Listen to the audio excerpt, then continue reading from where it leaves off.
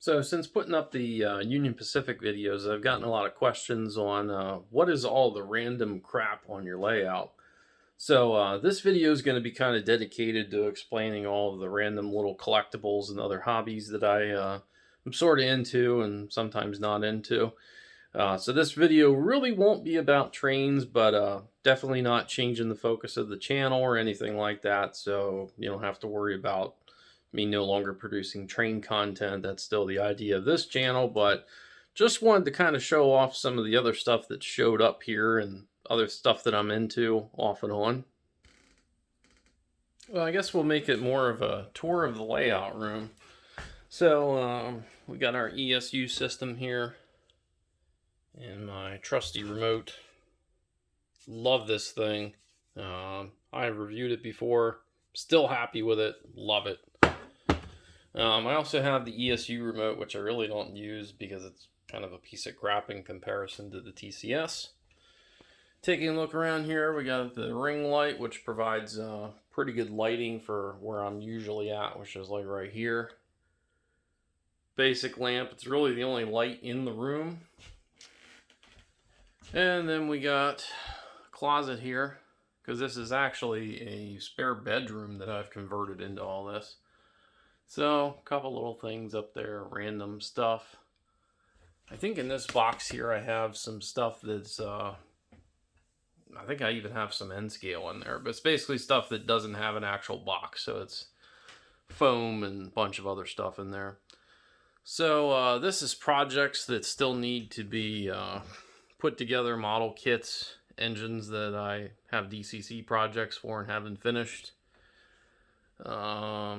Occasionally I'll have other repair stuff sitting up here. Rolling stock storage. I do kind of organize things by manufacturer. I try to anyway. So I got Bachmann up here. Walthers, Concord. And more rolling stock. And more rolling stock.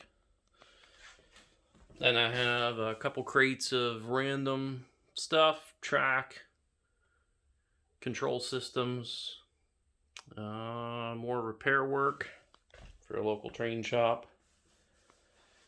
And over down here, you know, one thing I don't like about this new Broadway packaging and with all these steam engines going to these super long boxes is it's kind of hard to find a place to put them. So this is kind of where I've set those for the moment. And well, in order for me to go into the intersection here, I don't have like a lift gate or anything like that, so you pretty much just crawl underneath. And to aid that, I have these cushions.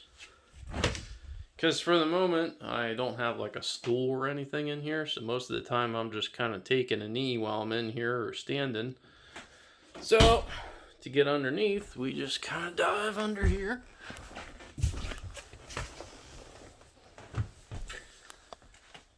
And along the back of some of the trains here, that's the master carton to the MTH Yellowstone. Really cool that I actually have that. And another power pack there. Locomotives. Kind of bigger boxed HO items. And then we get into some Walthers rolling stock. Athearn scale chain trains locomotives because they use the same size box so they stack nicely. Got a small Wi-Fi router back here. And that is actually a Mint and Master Carton Omega Supreme. We'll go over that in a little bit.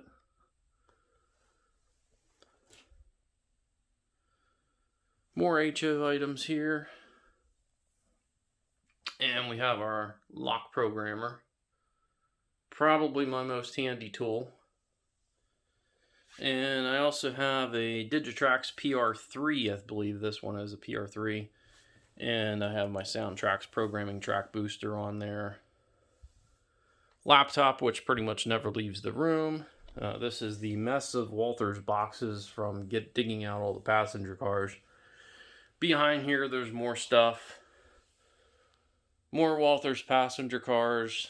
All my MTH stuff is in a stack. And that's the money shot right there. All the Broadway Steam, MTH Steam, MTH Gevos. So that's pretty much it in this room. I mean, there's little pockets of this stuff in other places. So just before Thanksgiving, for whatever reason, I decided to dig out my Legos. So I'm a child of the 80s, and during that time, Lego Space was a pretty big thing. And it's definitely my favorite type of Legos. So, a couple things that I wanted to rebuild. It kind of started with wanting to rebuild the monorail. I wanted to build it back to the original specs if I could and see if I still had all the parts. So it started with that. And it actually turned into, I'm just going to integrate this into the layout. So this monorail track is kind of hard to find on eBay. I need a little section to go around here and then connect up over here, but we'll go through all the little structures here. So this is Lego Space Police from 1989, and this is one of the monorail buildings that comes with that set. Also this little vehicle right here that comes with the monorail. This was a tiny little figure. And I believe this may have been my first Lego set. I don't know. But it's a little moon rover there, and they're carrying some oxygen tanks, and they got their rocket packs on. Pretty cool. And then we have the Polaris Space Lab, which is 100% parts complete. Took me forever to build. I mean, each one of these things, because I was basically dealing with literally a needle in a haystack. And some of these parts and pieces I only had one or two of, literally in a sea of thousands. So it took probably about 5 to 6 hours to build each one of these things, to find all the little parts and pieces. But the Polaris Space Lab here, that actually was the last set that contained the traditional Lego Space figures. After that, they went to the Futron, which is the style here where they have the little cool visor, they have a better helmet, and they have a little bit different uniform. They came in blue and yellow. And the monorail here, this was a Lego Space Futron, which was one of the coolest sets ever made. And of course this here is another building associated with the monorail. And there's a couple others back here. I didn't even know that I had this. The little moon rover here, but I had all the parts to build it. I don't ever remember actually even having it, but somehow I had all the parts for it.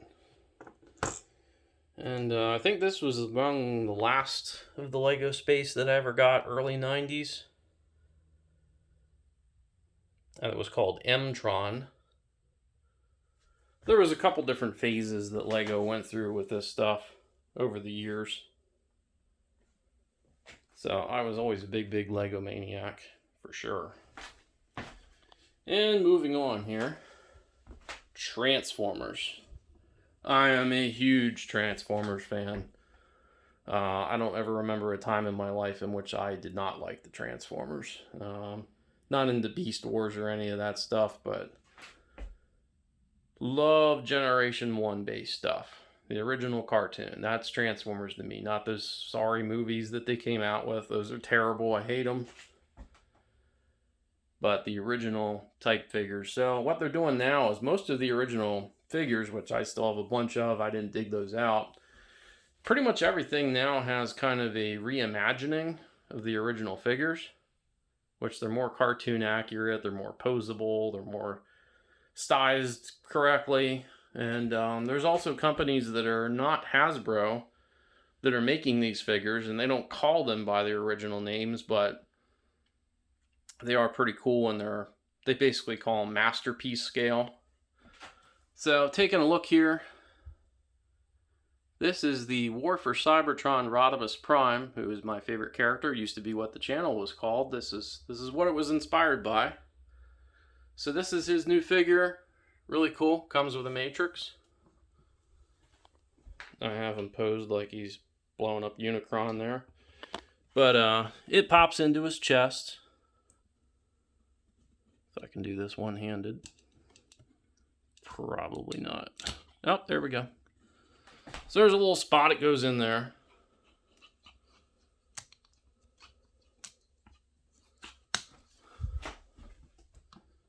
And then you got his trailer, which is way cooler than the original. I do have the original Rodimus Prime. And I found with the Legos some unused Generation 2, which is from like 1993, coloring books. They're going to be cool to do someday. And just before Thanksgiving, I picked up this. It's a knockoff, basically, because it's a third-party figure, so non-Hasbro. Doesn't come with any labels on anything, like Optimus Prime's trailer here. There's a spot for an Autobot logo, but they don't put that on there. So you have to buy the trailer separately, and then the robot part separately as well. Really cool set. I love it. So this is that right here. And I did order the decals. Put on the Autobot symbols there. A company called Toy Hacks makes them. Pretty cool. We'll take a look at some of that stuff here later. This is a 6-inch non-transformable Megatron figure. Very cool. That's from the Red series. Those are still in stores. About 30 bucks. And here we got Masterpiece Swoop, which is one of the Dinobots. And this is from a company called Fans Toys, which kind of does the most expensive, most detailed. They're kind of like the scale trains of Transformers. And here in this corner, I kind of just decided to use it. Put them all up here. This is all stuff since May, with the exception of like 3 or 4 of these, which are from like 2012. So we'll go left to right here. So I actually have 2 of these Rodimus Primes. It's the exact same figure as here. I bought one to keep in the box. These are all mint in box, unopened. I bought 2 because I wanted to unbox one. And then we have, this is one of the ones I had from many years ago. I think this is from like 2007-ish.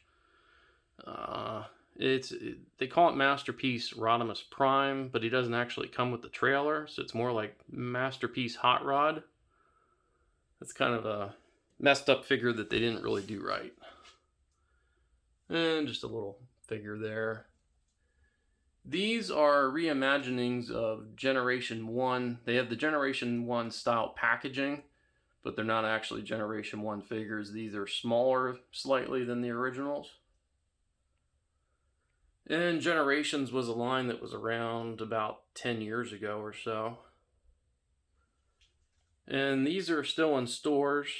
War for Cybertron Galvatron, which is slightly smaller than the original, but accurate paint.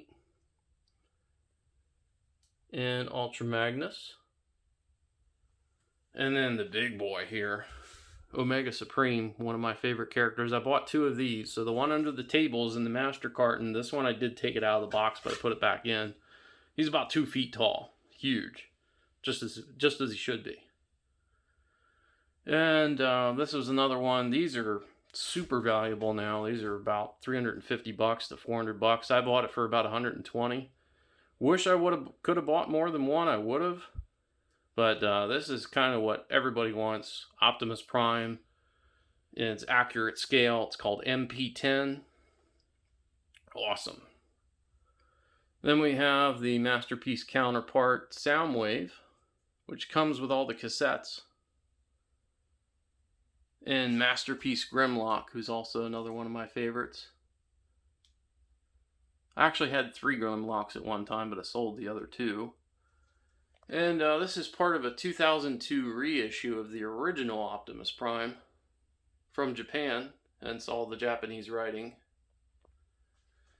And then we go on to a series that just came out about a year ago, which is the Transformers Studio series. They're doing all the figures from the movie from 1986. So we got a Sharkticon here, Cup, Grimlock. I actually bought 2 Grimlocks because he's one of my favorites. I have one out of the box, one in box. He also comes with Wheelie, but it's kind of a crappy figure. They just came out with Slug. That's Slag. They misnamed him. I guess they don't have copyrights to use the original name anymore. The Triceratops. And then we have Wreck-Gar. Hot Rod, which is a super, super cool figure. So he does come with a Matrix. Sized a bit smaller than his Rodimus Prime form, but much more cartoon accurate. Embler. Jazz. And then we get into some of the War for Cybertron Kingdom, which is a current series. And they're all G1 styled, so you got Wheeljack here. Trax. And this is Bumblebee, but he transforms into his Cybertron form, which is kind of like a little flying saucer. And no, Bumblebee is not a Camaro. Sorry. And we got Huffer, Warpath, Cyclonus, Inferno, and Grapple.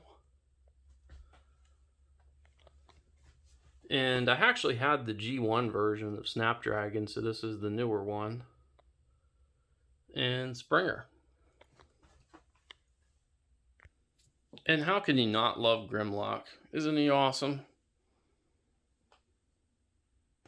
Me, Grimlock.